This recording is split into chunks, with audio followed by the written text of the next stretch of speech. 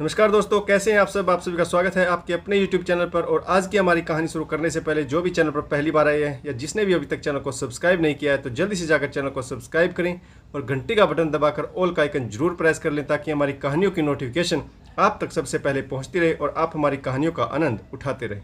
तो दोस्तों, अगर आपको हमारी कहानियाँ अच्छी लगती हैं, लाइक शेयर और कमेंट्स करना ना भूलें ताकि हमारा भी हौसला बढ़ता रहे और हम आपके लिए नई नई कहानियाँ लेकर आते रहें। तो चलिए शुरू करते हैं आज की एक और बेहतरीन कहानी। अगर आपको हमारी कहानियाँ अच्छी लगती हैं, लाइक शेयर और कमेंट्स करना ना भूलें ताकि हमारा भी हौसला बढ़ता रहे और हम आपके लिए नई नई कहानियाँ लेकर आते रहें।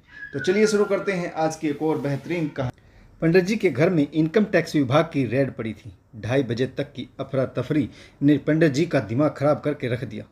ये लाओ, वो लाओ, ये दिखाइए, वो दिखाइए, ऐसा क्यों है, कहाँ है, किस तरह है, इसका सबूत, इसका साक्ष्य। पारिवारिक सूची क्या बनी? पूरे खानदान की लिस्ट तैयार हो गई। पूरे 150 नाम दर्ज हो गए।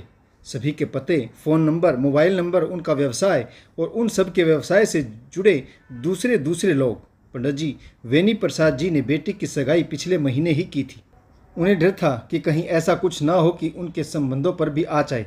सो कह उठे, देखिए साहब, आपको मेरे परिवार और मेरे धंधे के बाबत जो कुछ पूछना और जानना है पूछिए, किंतु मेरे संबंधी को इसमें ना घसीटिए प्लीज़। बेटी के विवाह का मामला है, कहीं ऐसा ना हो कि बात बिगड़ जाए। पंडित वेनी प्रसाद को बीच में टोकते हुए विभाग अफसर बोला, देखिए पंडित जी, जिस तरह से आपको अपने संबंधों की परवाह है उसी तरह मुझे भी अपनी नौकरी की चिंता है। यह सब तो आपको बताना ही होगा। आखिर आपका, आपके व्यापार का किस किस से और कैसा कैसा संबंध है, यह मुझे देखना है और यही मेरा काम का हिस्सा है। ये सभी जानकारियां दर्ज कर अफसर लंच के लिए बाहर निकल गया, किंतु पीछे अपनी पूरी फौज छोड़ गया। घर के हर सदस्य पर पैनी नज़र रखने के लिए आयकर विभाग का एक एक कर्मचारी चौकन्ना था। पलंग पर निढाल हो पंडित जी ने सारी स्थितियों पर गौर करना शुरू किया। आयकर वालों की ऐसी रेड पड़ी थी कि छिपने छिपाने का थोड़ा सा भी समय नहीं मिला था। यह शनि की महादशा ही थी कि सुबह सुबह हुई दस्तक ने उन्हें जैसे सड़क पर नंगा लाकर खड़ा कर दिया हो। पंडित जी खेलावन का दिमाग हर समय हर बात को धंधे की तराजू पर तोलता रहता था। पलड़ा अपनी तरफ झुके तभी फायदा है, इसी सिद्धांत को उन्होंने अपनाना सीखा था और पलड़ा अपनी ओर झुकाने के लिए साम दाम दंड भेद की नीति ही कारगर सिद्ध होती थी और होती आई है। इसीलिए पूरे जीवन को उन्होंने धंधे की तराजू पर तोला था। मुझे नहीं खाना कुछ भी, कहकर पंडित जी ने थाली परे सरका दी। हमारी तो किस्मत ही फूटी थी जो यह दिन देखना पड़ रहा है। पत्नी ने पीड़ा पर मरहम लगाते हुए कहा, मैं कहती न थी कि आप अपने दुश्मनों से होशियार रहो। कहने को तो तुम्हारे जो माँ जाए भाई हैं, पर हैं नास पीटे, आस्तीन के सांप। यह सब कुछ उन्हीं का किया धरा है, नहीं तो।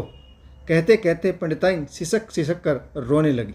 देख लूँगा, एक एक को देख लूँगा, किसी को नहीं छोड़ूंगा। मुझे बर्बाद करने पर तुले हैं, उनको भी आबाद नहीं रहने दूंगा। क्या मैं उनकी रग रग को नहीं जानता कि उनकी औलादें क्या क्या गुल खिलाती फिरती हैं। मेरे मुंह खोलने की देर भर है, सब लपेटे में आ जाएंगे। पंडित जी जोर जोर से चिल्ला रहे थे। वह जानते थे कि दीवार के उस पार जरूर भाइयों के कान लगे होंगे। भाभीियों को भी चटकारे लेने का आज अच्छा मौका जो मिला था। आयकर जांच अधिकारी ने लंच से लौटते ही एक एक चीज़ का मूल्यांकन करना शुरू किया। पत्नी के कान नाक को भी उन्होंने नहीं छोड़ा। हर चीज़ सामने होनी चाहिए। सोना चांदी, हीरा मोती, नकदी, बैंक बैलेंस, जमीन जायदाद, फैक्ट्री, दुकान, घर, मकान, कोठी, बंगला, खेत खलियान, सब कुछ नामे या बेनामे। जो लिस्ट बढ़ती जा रही थी त्यों तो पंडित जी का दिल बैठता जा रहा था। कोई जगह, कोई कोना, कोई तहखाना नहीं छोड़ा था। रेड पार्टी ने हर कमरे की तलाशी, गद्दों तकियों को भी दबा दबा कर, शक हुआ तो गद्दे फाड़ दिए। सत्यानाश, पूरे घर को कबाड़ बनाकर रख दिया। चादर तकिए देखा तो देखा, दीवार के प्लास्टर को भी ठोक बजाकर देखने से नहीं चूके। पंडित जी कुछ कहने को होते तो अफसर उन्हें बीच में ही रोक देते। हम अच्छी तरह जानते हैं कहाँ क्या क्या हो सकता है। टैक्स बचाने के चक्कर में आप लोगों का बस चले तो क्या कुछ नहीं कर सकते। आखिरी एक कमरा बचा था, अम्मा वाला। अफसर ने कहा, इसे भी देखना होगा, इसमें क्या रखा है। बूढ़ी अम्मा का कमरा है, जाओ जाओ उसे भी देख लो, कोई कसर बाकी नहीं रहनी चाहिए मेरी इज्जत का फालूदा बनाने में। जलाहट में पंडित जी बड़बड़ा रहे थे। समाज में इज्जत बनाने के लिए और बाजार में अपनी साख कायम रखने के लिए पंडित जी ने क्या क्या नहीं किया था। थोड़ा बहुत राजनीति में भी पैर पसारने का इरादा था। इसीलिए उन्होंने हाथ जोड़कर नमस्कार करते हुए अपने एक चित्र को पर्चे पर छपवाया और इस खूबसूरत पर्चे को शहर के कोने कोने में चिपकवा डाला था। गली मोहल्ला, टैक्सी, जीप, बस, रेल और डब्बों में भी उनकी पहचान कायम थी। सब कुछ धो डाला। आज के मनहूस दिन ने हो न हो कहीं यह सामने वाली पार्टी की करतूत तो नहीं। अम्मा 80 को पार कर रही थी। इस आयु में तो हर कोई सठिया जाता है। बात बात पर बच्चों जैसी जिद। अब अम्मा क्या जाने कि ये आयकर क्या होता है। वह तो जिद पर अड़ी है कि अपने कमरे में किसी को नहीं आने देगी। आंखों से भले ही पूरा दिखाई न देता हो, पर किसी बच्चे के पैरों की आहट भी सुनाई दे जाती तो कोहराम मचा देती।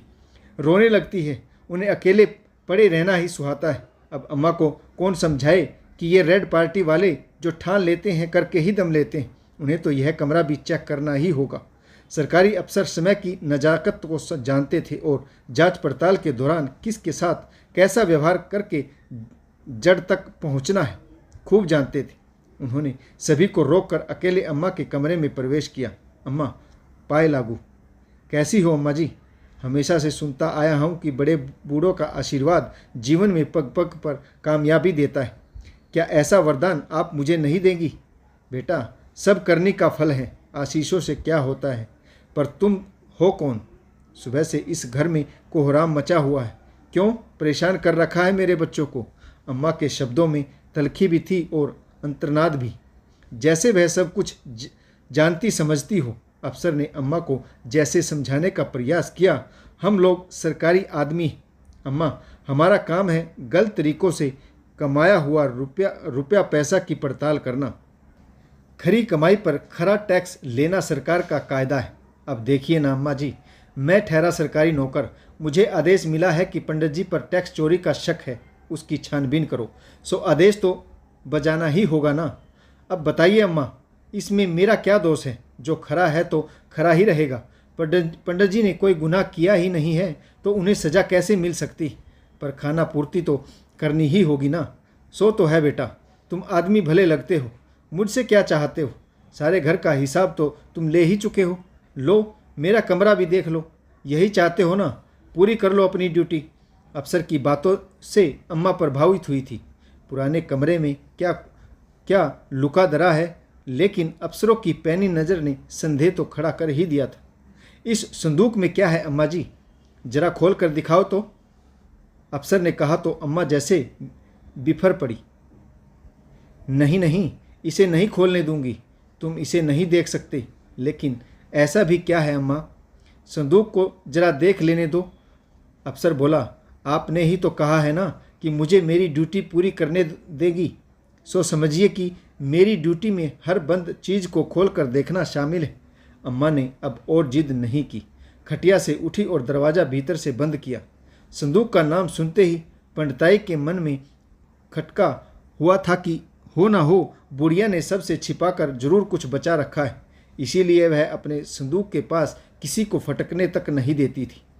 जरूर कुछ ऐसा है कि जिसे सरकारी अफसर ताड़ गया है। इधर पंडित जी भी शंकालु हो उठे तो पंडिताई से कहने लगे, अम्मा रहती है मेरे यहाँ और मन लगा रहता है दूसरे बेटे के साथ, भले ही वे उन्हें न पूछते हों।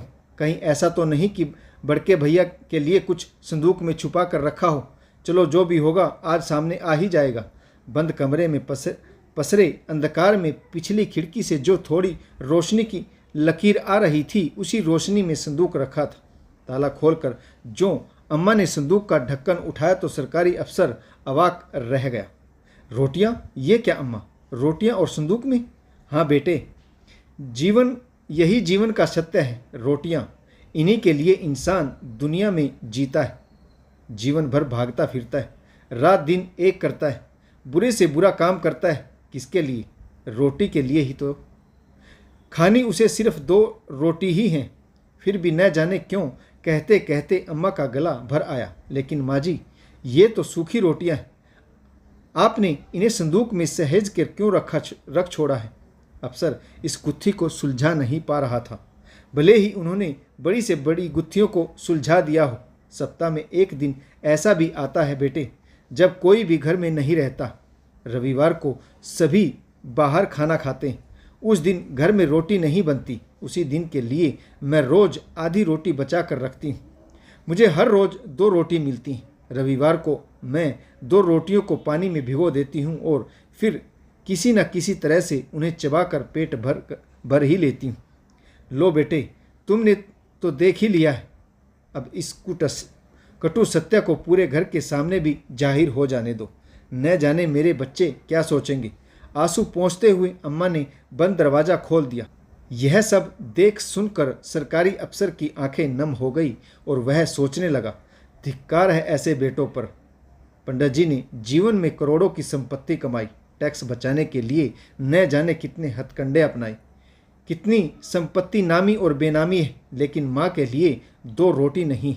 पंडित जी ने जब माँ की संदूक में सूखी रोटियां देखी और सच्चाई जानी तो उसकी नज़रें शर्म से झुक गई। उसे ऐसा लगा मानो किसी ने बीच सड़क पर उसकी इज्जत का चीथड़ा खींचकर उसे नंगा कर दिया। तो दोस्तों, आपको यह कहानी कैसी लगी और इस कहानी में आपको किस पात्र की भूमिका अच्छी लगी और इस कहानी से आपको क्या शिक्षा मिली, कमेंट्स करके ज़रूर बताइएगा। आशा करता हूँ आपको कहानी ज़रूर पसंद आई होगी। अगर आपको हमारी कहानियाँ पसंद आती हैं तो लाइक, शेयर और कमेंट्स करना ना भूलें, ताकि हमारा भी हौसला बढ़ता रहे और हम आपके लिए नई नई कहानियाँ लेकर आते रहें। तो दोस्तों, कहानी पढ़ने के लिए आप सभी का बहुत बहुत धन्यवाद। जय हिंद, वंदे मातरम, भारत माता की जय, जय जवान और जय किसान।